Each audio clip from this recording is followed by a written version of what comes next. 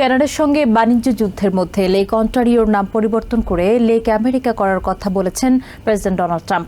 মঙ্গলবার ট্রুথ সোশ্যালে দেয়া পোস্টে ট্রাম্প বলেন, অন্টারিওর সঙ্গে বড় বাণিজ্যের সম্ভাবনা তিনি দেখছেন না, তাই লেক অন্টারিওর নাম পরিবর্তনের বিষয়টি বিবেচনা করা হচ্ছে।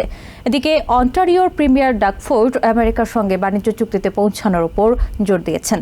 ট্রাম্পের মন্তব্যে কানাডায় তীব্র প্রতিক্রিয়া তৈরি হয়েছে। পারস্পরিক বাণিজ্য নিয়ে কানাডার সঙ্গে চলমান টানাপোড়েনের মাঝেই নতুন করে বিতর্কের জন্ম দিয়েছেন প্রেসিডেন্ট ডোনাল্ড ট্রাম্প। ট্রুথ সোশ্যালে দেয়া এক পোস্টে তিনি জানান, লেক অন্টারিওর নাম পরিবর্তন করে লেক আমেরিকা রাখার বিষয়টি গুরুত্বের সঙ্গে বিবেচনা করছে আমেরিকা। তার যুক্তি, অন্টারিওর সঙ্গে খুব বেশি বাণিজ্যের আশা রাখে না আমেরিকা। নর্থ আমেরিকার 5টি গ্রেট লেকের অন্যতম এই লেক অন্টারিও। এটি একই সঙ্গে কানাডার অন্টারিও এবং আমেরিকার নিউ ইয়র্ক সীমান্তকে স্পর্শ করে আছে। এর আগেও মেক্সিকোর সঙ্গে সীমান্ত উত্তেজনার মাঝে গালফ অফ মেক্সিকো এর নাম বদলে গালফ অফ আমেরিকা করার উদ্যোগ নিয়েছিলেন ট্রাম্প। এবার কানাডার বিরুদ্ধেও একই কৌশল প্রয়োগ করতে চান তিনি।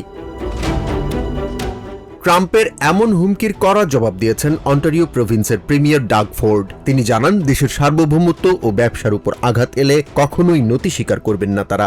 ডাগ ফোর্ড মনে করিয়ে দেন, অন্টারিও যদি আলাদা কোনো দেশ হতো তবে সেটি হতো বিশ্বের 3য় বৃহত্তম অর্থনীতি। ট্রাম্পের অযৌক্তিক শুল্ক নীতি আমেরিকার সাধারণ ভোক্তা এবং শ্রমিকদেরকেই বেশি ক্ষতি করবে বলেও মন্তব্য করেন তিনি।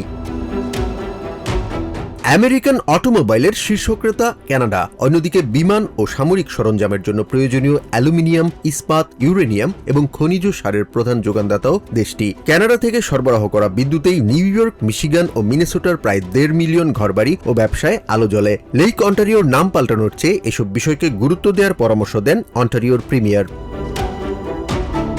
লেক অন্টারিও নিয়ে ট্রাম্পের এমন বক্তব্যের প্রতিক্রিয়ায় কানাডার শিল্পমন্ত্রী মেলানি জোলি স্পষ্ট জানিয়েছেন, ট্রাম্প যাই বলুন না কেন, কানাডিয়ানরা এই জলাশয়কে চিরকাল লেক অন্টারিও বলেই ডাকবে। যে কোনো পরিস্থিতি মোকাবেলায় কৌশলগত পদক্ষেপের মাধ্যমে পাল্টা লড়াইয়েরও ঘোষণা দেন তিনি।